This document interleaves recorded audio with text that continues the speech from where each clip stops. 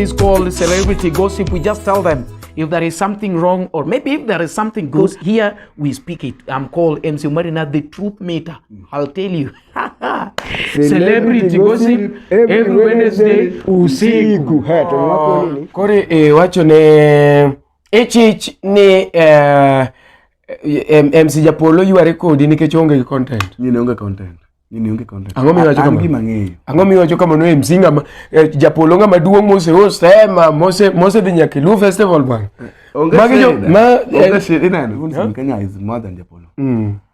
Kenya can have some new jokes, but Japolo will always come with jokes that you've always had.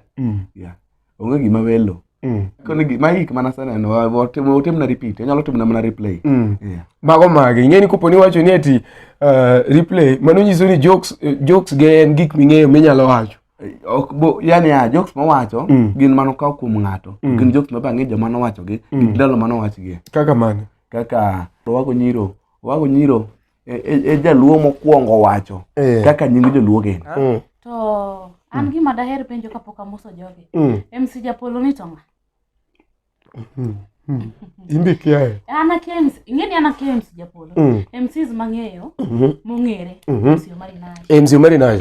MC Jano Jano Governor. MC Jendeki. MC Ogina Koko. Maga jok mang'eyo to MC Japolo. Koro Jeffries, gima duong' mono ni omiyo wawuoyo celebrity gossip ni en kisebedo gi mbi moro matin. Ok onego bed ni tiyo gi mbi ni mar tieko joweteni.